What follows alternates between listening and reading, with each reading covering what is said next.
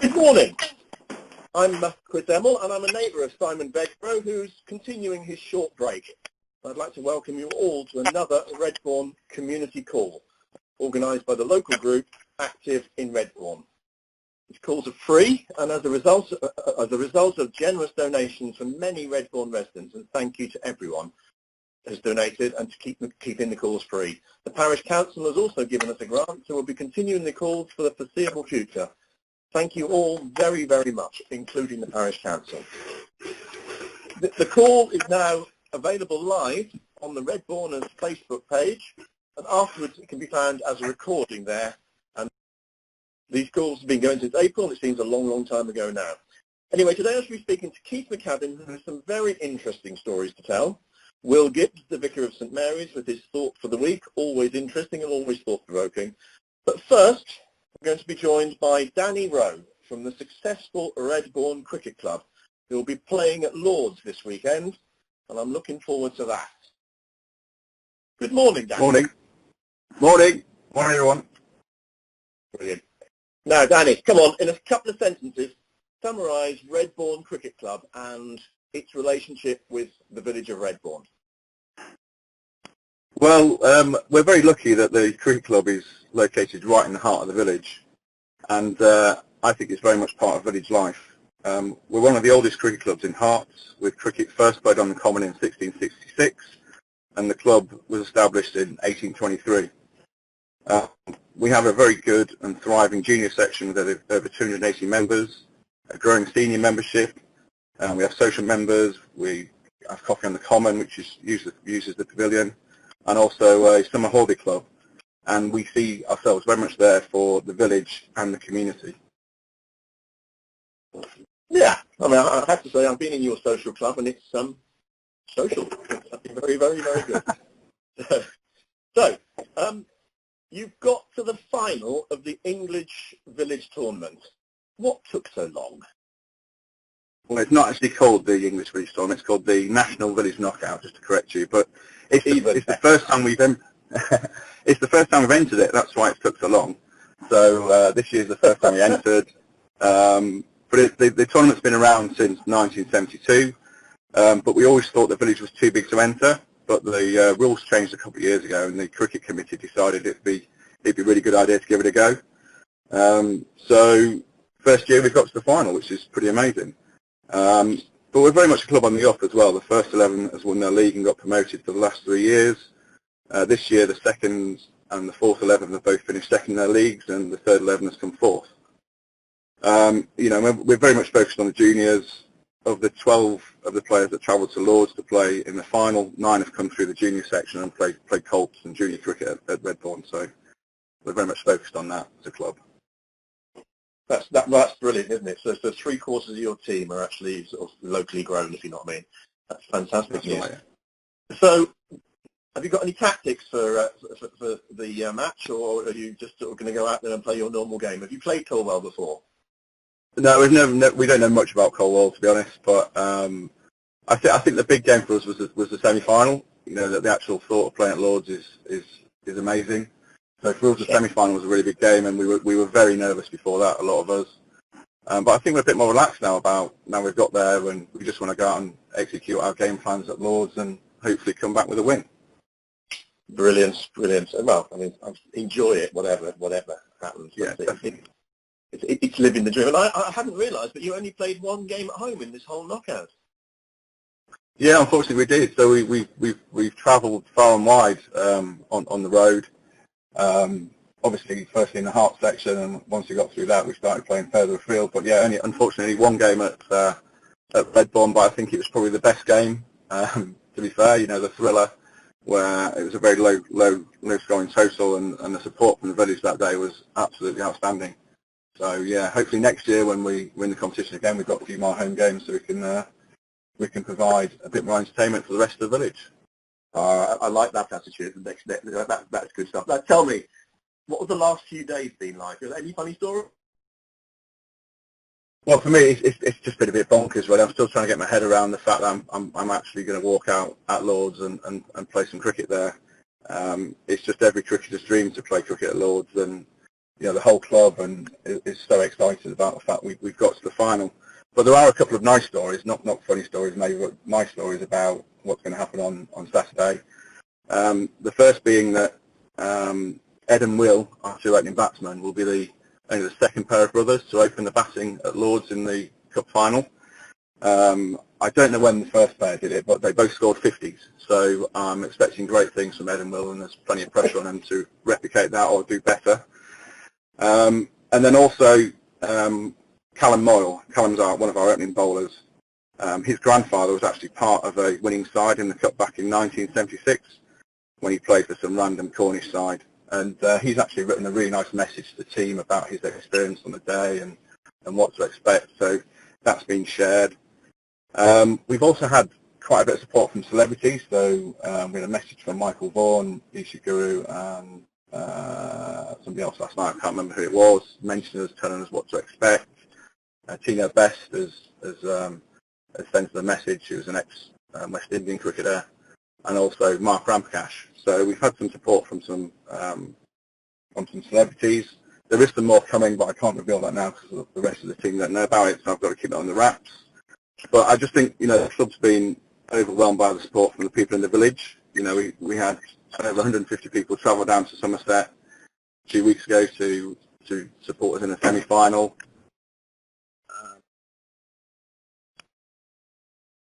Yeah, no, so, well, I mean, can you hear me? Sorry. Can you hear me now? I can hear you better now, yes. Oh, sorry. My phone just cut out, I do apologise. Yeah, so we just like to thank the village really for all the support, and also a lot of the local cricket clubs as well have supported us. I've had message support from Reed, who won the tournament last year. So yeah, it's been a bit of a whirlwind the last week or so. Well, let me tell you that you were mentioned not on Will's pulpit, but on another pulpit at the weekend. That's how far and wide your fame has come in your cricketing endeavours. So it was I was at a run with some people this morning, and they were all talking about it and wondering how they can get to watch it. And I believe there is a live feed. How does it work? Yeah, so it's been streamed live by the Lord's website. So if you log onto the Lord's website, you'll find the live stream on there. But we will post on the Redbourners Facebook page the live link, and hopefully it all works, and hopefully it's people can log in and see that. Brilliant. Well, good luck. I mean, and I'm sure everybody's behind you. Now, we have to mention the dreaded COVID, and how have you guys managed to navigate your way around the various challenges that COVID-19 has thrown in front of you?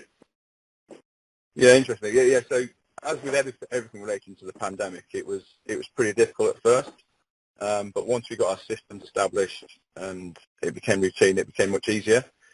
Our management committee, Shelley behind the bar, the junior coaches, and lots of our other volunteers have worked so hard to ensure that we could play cricket this year. It's been a massive team effort from the club to get all the juniors playing, and yeah, everybody's been involved in it. Just in terms of the game, we now have COVID breaks every 6 overs or 20 minutes where we go and sanitise our hands, sanitise the ball, and do that. We're not allowed in changing rooms. There's no tea, and obviously we try and adhere to social distancing guidelines. We are allowed in the changing rooms at Lords, so I think the draw was yesterday, and we've drawn the home changing room at Lords, which all the boys are very excited about. So yeah, COVID has been an issue, but I think we've all worked pretty hard to get around it, and there's some pretty clear guidelines in place from the ECB as well.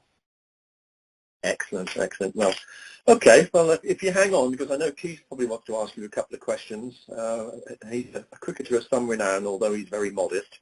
But Will, are you there, Will? Yes, I am, yeah. Hi. How you doing?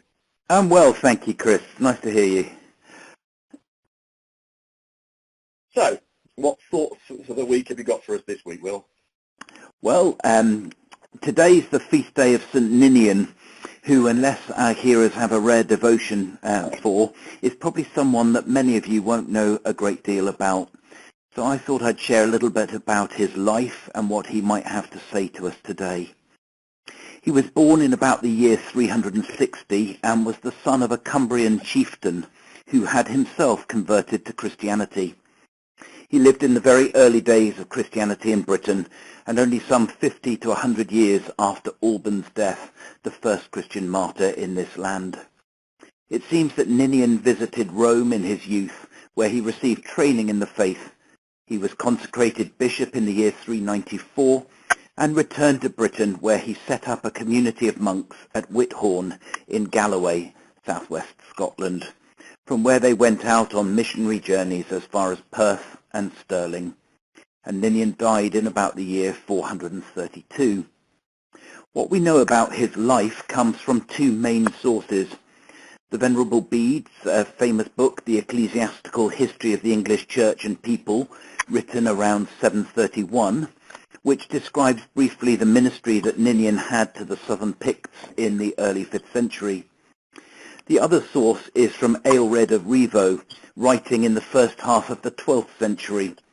So, a 12th century account of Ninian's life written some 700 years after it.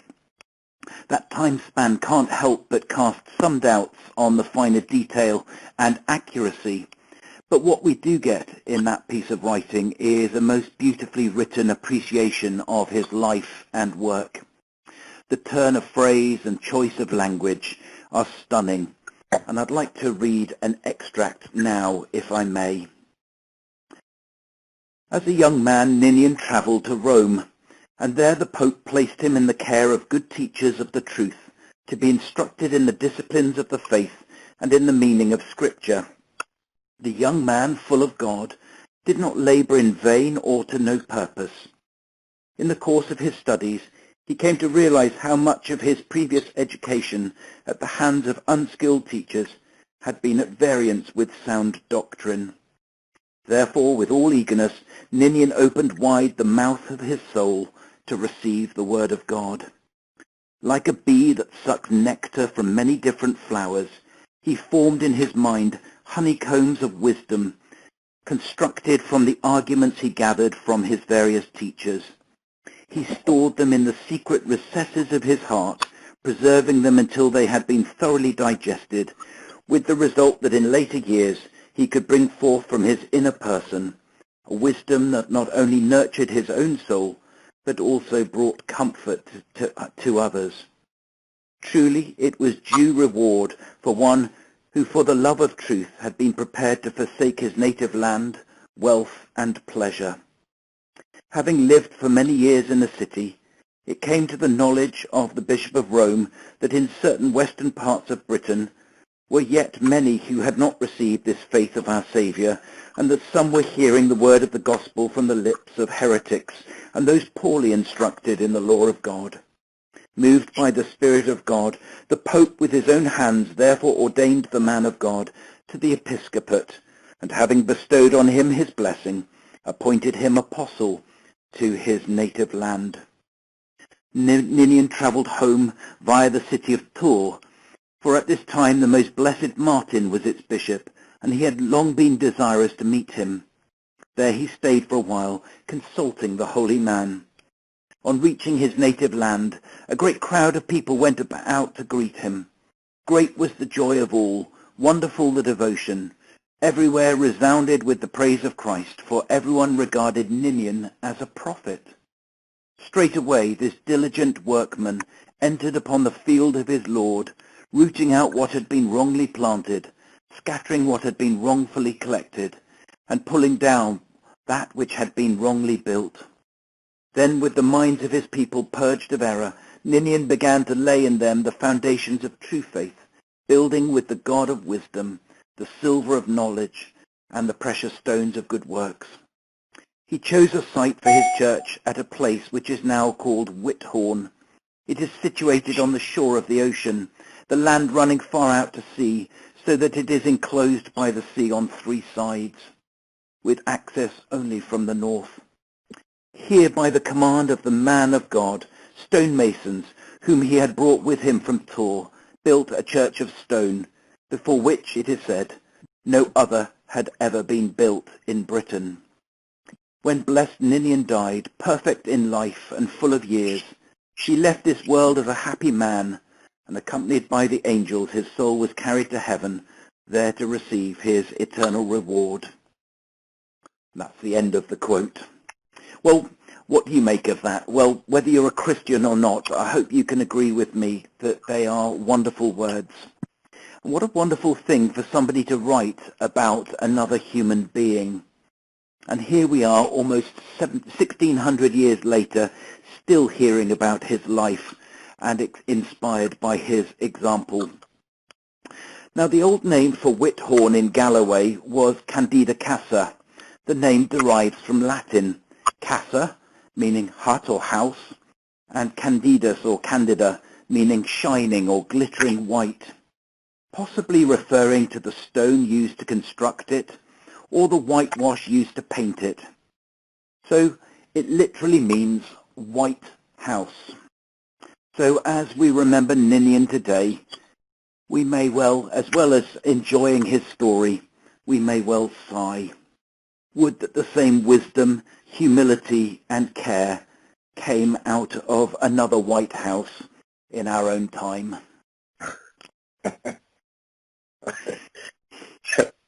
Yeah, I was thinking you might say that. I'm quite slightly stumped, I have to say. I think everybody's caught the answer. I tell you, the thing I liked about that, actually, particularly, was the fact that the benefit of a good teacher, no matter what the subject is, a good teacher is critical, and that's Absolutely. something I think we underestimate our teachers and the people who are given that responsibility. So that was something that made me think about it. Definitely. I think we can all remember, a brilliant teacher from our own school days, and still remember them today. Somebody that really inspired or touched our lives, or helped us to discover something new and appreciate a subject in a new way. Definitely, Chris. It's a real skill. It is indeed. Anyway, to stay off, I want to talk a little bit about cricket at the end, but lovely. I thought you might like that. Keith, Always. Keith Mccadam, are you there? Hello, Chris. Yes, I am. Thanks. Hi, how you doing? So, come on, Keith, you've got a very interesting story. So, tell us your link with the village and how it's come around in recent years. Well, thank you, Chris, for inviting me to participate. Penny and I first lived in the village 30 years ago, so we're long-term Redbournites. But we spent about 15 years working in Africa. So during that time, our long-suffering daughters lived in the house, and we are happy to be back here. And they didn't claim squatters' rights, so we were able to get back. And I guess the 15 years in Africa were largely involved with medical research in West Africa, doing rather big vaccine trials, and then in Uganda for 4 or 5 years, I was involved with a research institute and a care institute for people living with HIV.